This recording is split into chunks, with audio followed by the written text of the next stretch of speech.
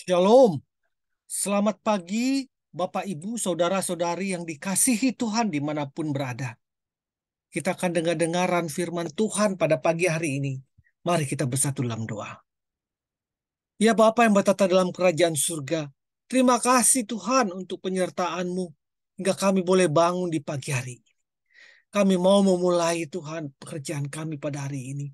Datanglah Engkau di tengah-tengah kami. Masuklah dan beracarlah seluasnya dalam hati kami. Agar kami boleh berjalan, melangkah, berkata-kata sesuai dengan seturut kehendak Tuhan. Terlebih dalam berpikiran, pola pikir kami juga. Di dalam nama Tuhan Yesus kami berdoa. Amin. Apa yang dipersatukan Allah tidak boleh diceraikan manusia. Landasan firman Tuhan diambil dari Markus 10 ayat 7 sampai 9. Sebab itu laki-laki akan meninggalkan ayahnya dan ibunya dan bersatu dengan istrinya, sehingga keduanya itu menjadi satu daging. Demikianlah mereka bukan lagi dua, melainkan satu. Karena itu apa yang telah dipersatukan Allah tidak boleh diceraikan manusia. Markus 10 ayat 7 sampai 9. Seorang pendeta dan penulis buku terlaris pernah mengatakan, gambaran yang tepat tentang Allah sangat menentukan kesehatan sebuah pernikahan. Jadi gambaran yang tepat tentang Allah, siapa itu Allah, bagaimana butuh Allah, apa yang dikehendaki Allah, sangat menentukan kesehatan sebuah pernikahan. Kenapa? Karena sebagian besar masalah pernikahan itu sesungguhnya bukan pada masalah pernikahannya, melainkan pada hubungan mereka dengan Tuhan. Jika dirunut sampai akarnya, masalah-masalah itu sebenarnya terjadi akibat salah satu pihak atau kedua pihak suami istri itu memiliki hubungan yang buruk dengan Tuhan atau pemahaman yang keliru tentang Dia. Namun, ketika dua orang dalam ikatan pernikahan itu memiliki hubungan yang baik dengan Allah, mereka juga akan memiliki relasi yang baik satu dengan yang lain. Ini adalah data yang diambil dari kenyataan. Ya. Kutipan pendeta di atas sangat mudah kita pahami untuk mendiagnosis persoalan-persoalan yang seringkali terlihat rumit dalam sebuah perkawinan. Karena itulah setiap hubungan cinta yang mau dilembagakan dalam sebuah institusi perkawinan harus disahkan oleh lembaga agama. Karena kedua hal tersebut saling terkait. Jika hubungan kita dengan Tuhan baik, hubungan kita dengan pasangan juga baik. Demikian juga berlaku sebaliknya. Bapak Ibu yang dikasih Tuhan, akan tetapi fakta yang terjadi, satu pasangan dengan mudah mengatakan cerai ketika bermasalah dalam hubungannya dengan pasangan. Kata cerai menjadi jalan keluar termudah saat hubungan suami dan istri tidak mendapatkan solusi atau jalan keluar bagi permasalahannya. Sangat sedikit pasangan yang berlari mencari Tuhan saat mereka mengalami masa-masa sulit bersama pasangan. Data sejak tahun 2013 menempatkan Indonesia menduduki tingkat perceraian tertinggi se-Asia Pasifik.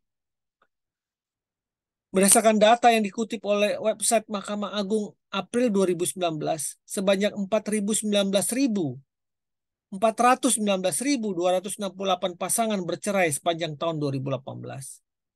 Dari jumlah itu, inisiatif perceraian paling banyak dari pihak perempuan, yaitu 307.778 perempuan. Sedangkan dari pihak laki-laki sebanyak 111.490 orang. Bapak Ibu yang dikasih Tuhan, Allah tidak menyukai perceraian.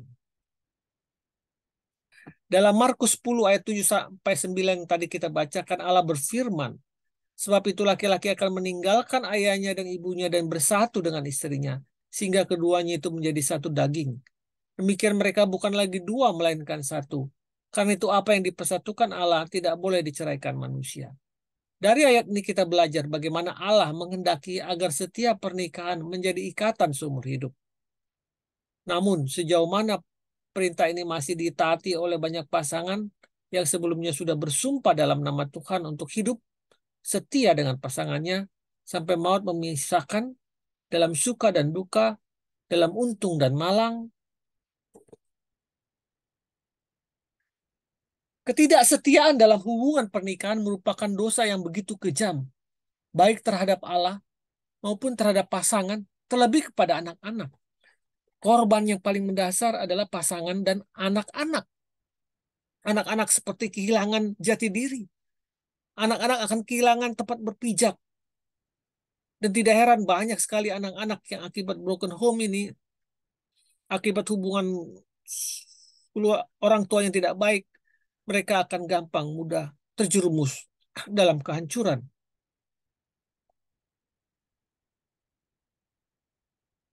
Sekali lagi, ketidaksetiaan dalam hubungan pernikahan merupakan dosa yang begitu kejam, baik terhadap Allah maupun terhadap pasangan dan terhadap anak-anak.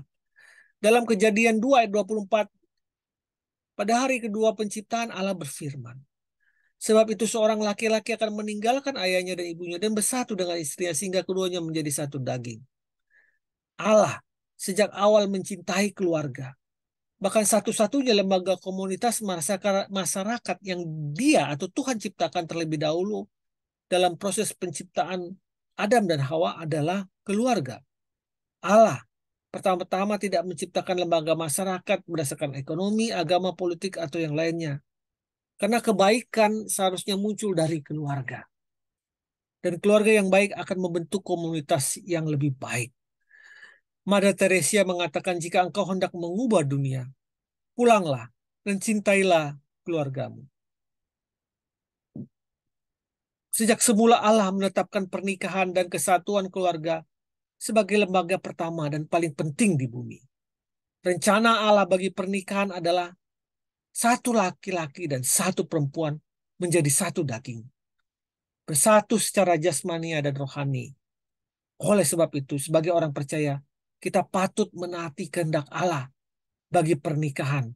Karena apa yang tadi persatukan Allah tidak boleh diceraikan manusia. Bapak Ibu yang dikasihi Tuhan. 1 Korintus 16 ayat 14 mengatakan, lakukanlah segala pekerjaanmu dalam kasih. Kasih menutupi segalanya. Selamat terus dengan pasangan Anda. Selamat terus menebar kasih. Tuhan memberkatimu. Amin. Amin. Amin.